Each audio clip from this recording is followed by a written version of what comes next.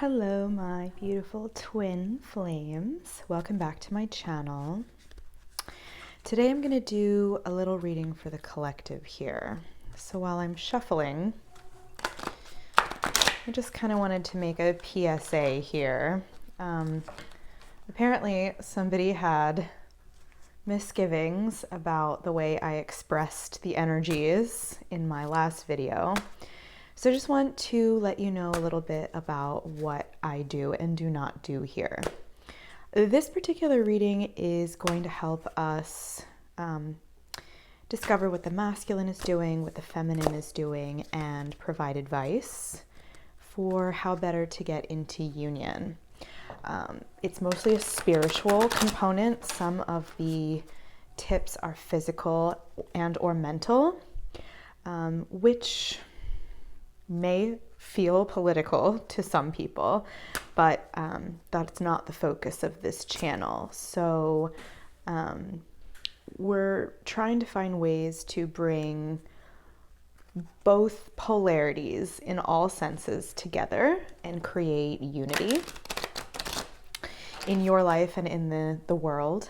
But that being said, it is my channel, and this is the way I choose to express myself. So if you follow any other readers or any other spiritualists that are telling you what to believe politically,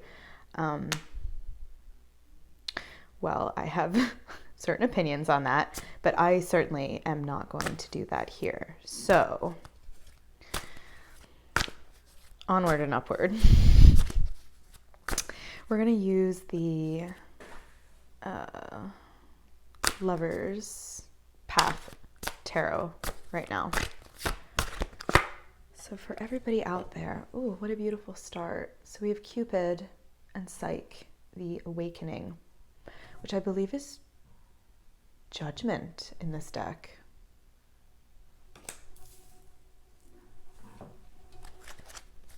Judgment in reverse.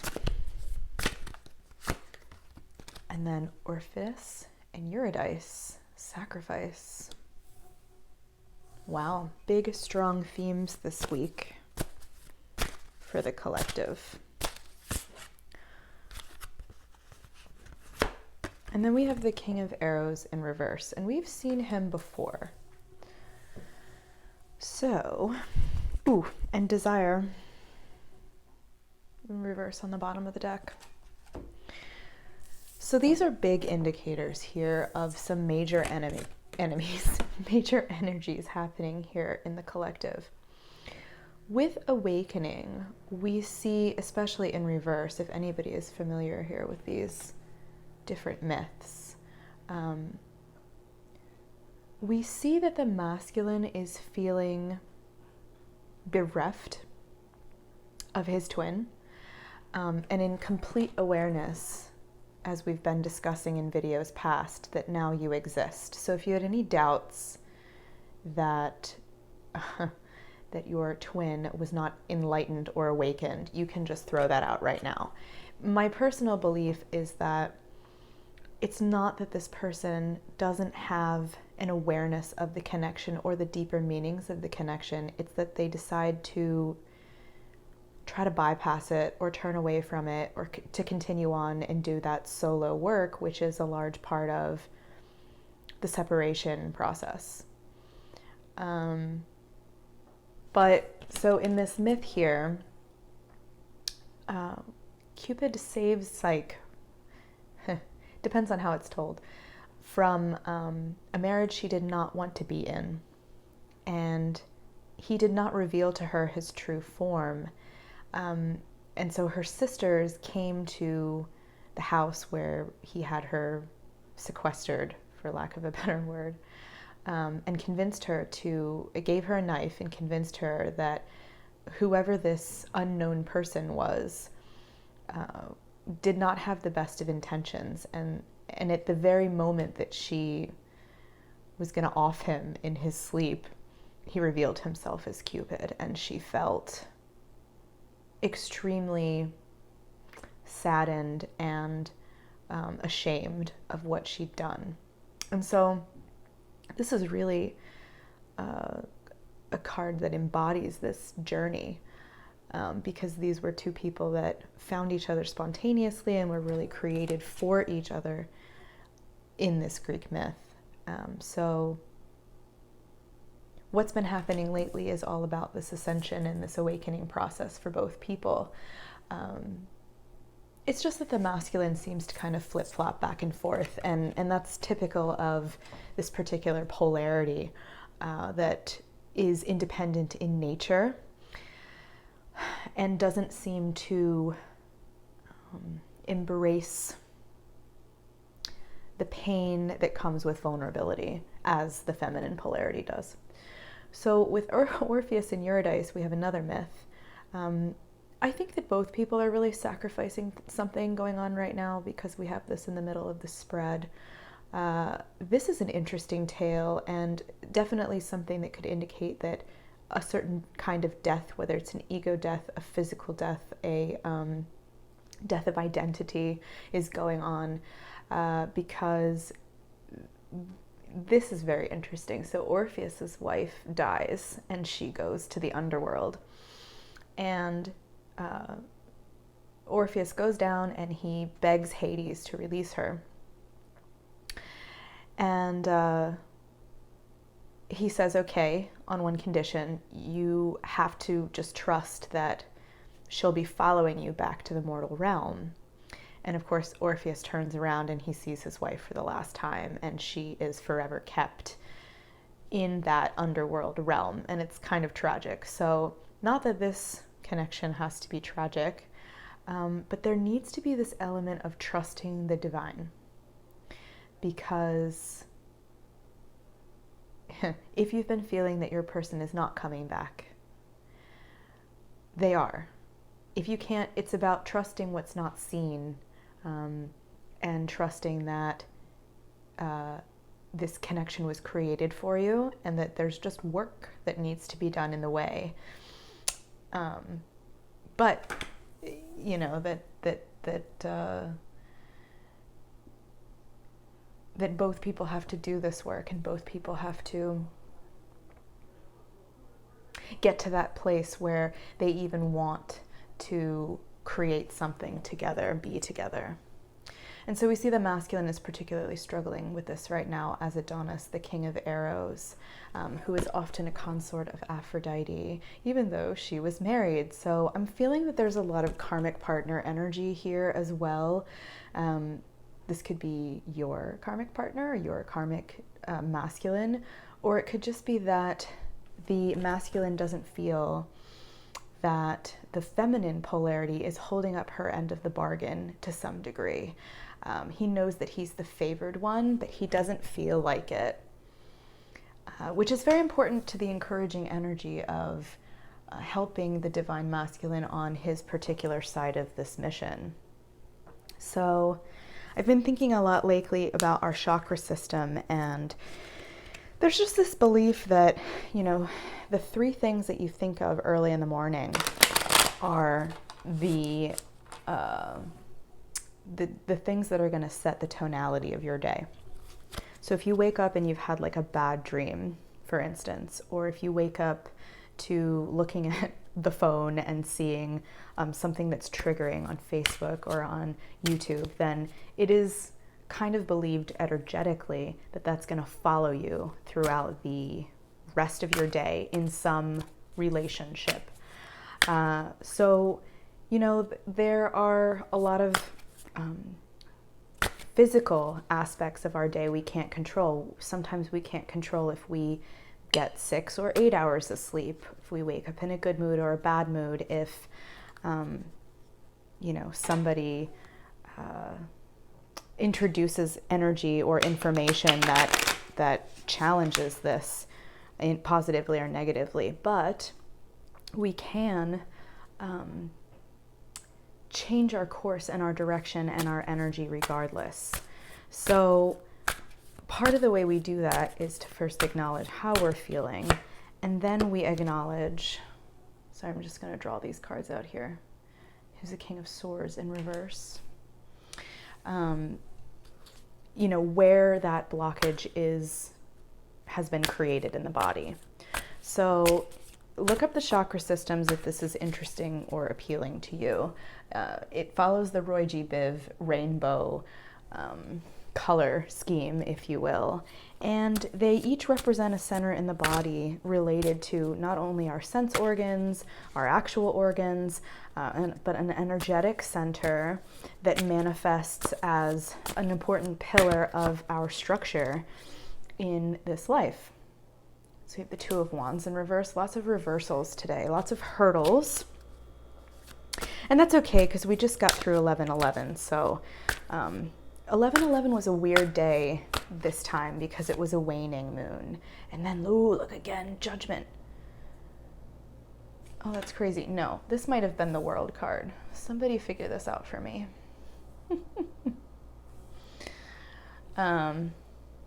Yeah, it must because the numerals are different. Anyway, but I thought of this, so this is not without merit. So you might have been feeling that, it was a manifesting day, but the energy was very low because we're drifting towards the new moon and we should be shedding something rather than manifesting, and this all kind of plays a part here. But I think when you think of the chakra system and you wake up and you have like a stomach ache, which would correspond to that digestive solar plexus area, then that is an indication of at least where the work must be done. And then you can ask yourself a lot of questions as to why maybe that's bothering you at this particular time. So I'm just trying to get you to think about how to shift your energy if you are feeling stuck, because that's really going to help you guys solidify your connection and continue the path of doing the work and bring this back hopefully into union. So let's talk about these cards right here. We have the King of Swords and we also have the Two of Wands. So I like to think that these represent people in our lives, and we see that the Divine Masculine seems to be wavering between the King of Arrows and the King of Swords. So arrows are, I believe, the staves are fire. So arrows are of the quality of air. I guess that would be swords as well in this deck. So there's a lot of air here, as swords represent air as well. So we have a lot of going on in the mental faculties, maybe even too much right now. I feel like the Divine Masculine has issues sometimes with being too heady and not enough heart, which is what we talked about in this video last time. And it's really important if you analyze your chakra system, and there are examples of how to do this on the internet as well, but ask me questions in the comments below about that and I will direct you to the right place. But if you do find that there is a blockage in the heart chakra, it usually manifests as like not having a lot of energy or having too much energy. Depression on one end of the scale, anxiety on another. Everybody individualizes things differently. So it's really important to connect to that space where we recognize how we're all the same rather than different, because that's going to help this person anchor to their center. And that's really the quality of union, the uniting of the self with the divine, seeing love everywhere, creating unity in all forms. So then we have the Two of Wands, or the batons, in this deck in reverse. And I think quality here of not having enough fire. Again, look, these two people are engaged in conversation. They are learning about each other. They're almost ignoring the food. And since we have this in reverse, there's a quality of missing that, of missing a connection. It's very possible that the Divine Masculine doesn't feel connected to anybody right now. And I think that this is why. So we're going to take Judgment here in the literal sense. First, one of the issues and one of the blockages of the heart chakra is when you find that you're judging yourself. So you wake up in the morning, you look in front of the mirror and you're like, I hate my nose. I'm 10 pounds too heavy. This shirt doesn't look good on me. It probably would look good on a skinnier person. Or, I don't like the color of my hair. I wish I had curly hair rather than straight. These are all obviously really superficial things. Or I wish I was smarter. I wish I was more athletic. I wish I was better at math. I wish You know, these things that we tend to keep repeating to ourselves, they're going to block us from getting what we want, number one. But they're also going to block us from creating open and understanding, sympathetic or empathetic relationships with other people. And that's why the heart chakra gets blocked. When we judge ourselves, we tend to judge others. So we go out, and even if we do get that nose job, dress to the nines, we'll still look at other people, and instead of appreciating what is beautiful about them, we'll look for their flaws. And this can also be a trauma response too, guys, because, you know, if we've had trauma in our relationships or with a particular person, sometimes you might catch yourself treating another person that looks similarly or reminds you of that situation or person the same way without giving them their fair chance. So it's really important, if you have gone through trauma in love, to find ways to internalize it differently. I hate to say the word like move on, because it's something that for me personally has made an impact on my life. But I just think about it differently now, you know? And trying to find understanding and compassion for that person or situation, instead of criticizing or judging them for it. They should have known better. I was completely not to blame, blah, blah, blah, blah. Helps bring that gentle energy of the heart, of the feminine, which we're supposed to embody as feminines, to a certain extent, into a person's life and embodiment. So that's really the purpose of this whole thing anyway, is to bring unity and divinity and love to earth, because Lord knows we need it. So again, okay, so judgment here in the spiritual sense, again, I think has a lot to do with unity and harmony.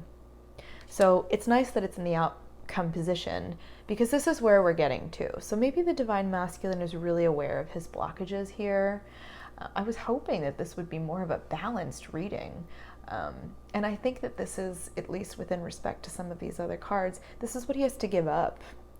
He has to give up a superiority complex. He's got to give up his pride. He's got to give up the trauma of his past. And when I say give up, like holding on and attaching to that and expecting that outcome to happen again and again and again. This is the new tier that he wants to get to. And you know, some of the issues that people may have before I draw these other cards is they're not quite certain if the person that they have recognized as their twin flame is going to fit into the mold by which a traditional relationship, or what they think the relationship that would be most fulfilling to them, looks like. So you guys could be of different races, of different political backgrounds, of different, you grew up differently, of different socioeconomic backgrounds, of different religious backgrounds, of different genders even, or the same gender. And we really just have to throw out all of our conditioning. We're stepping into this amazing time where people are really able to be accepting of who they are. And twins are really supposed to come here and support and encourage everybody to be their most authentic self. But that really starts with us. And we see, as we have the Magician on the bottom of this deck, that that is our charge. We are the master of all of these elements. We have all of the tools at our disposal, all of the understandings of the mysteries. You see, like masculine, feminine, to be this seeker, to be this warrior, to be this healer, to be this king. So I just pulled Dispersion 59, which is beautiful. Diffuse negativity, restore harmony, revitalize, dissolve divisions, lighten up. Here's the work, and look, it's perfect in time for autumn with all of these leaves here. This is what we're supposed to do. Find within yourself where the work needs to be done and attack it with vigor.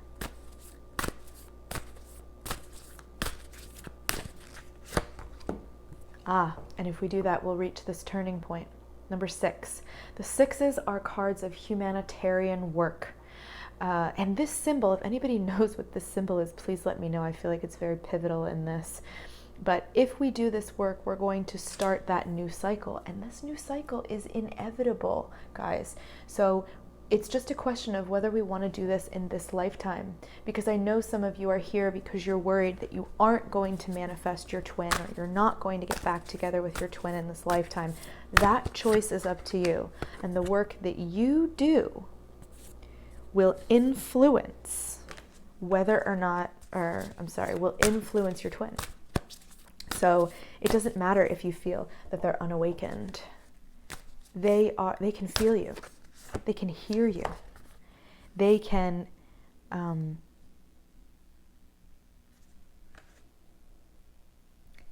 they are learning the lessons as you learn them. You guys are the same. Again, another 6, limitation, self-discipline, practice, self-respect, introspection, ritual. Ritual is really important here.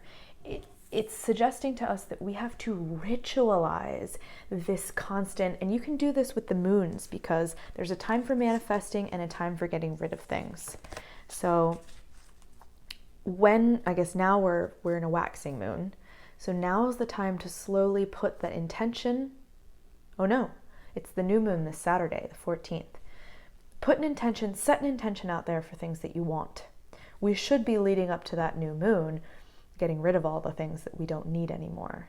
And then after the new moon hits, we're bringing in this intention. We're actively creating healing, or actively creating a pathway to getting what we want. But that first starts with getting rid of what we don't want. And, it's not always a pleasant journey. Oh, look, 11. Or the ones. No.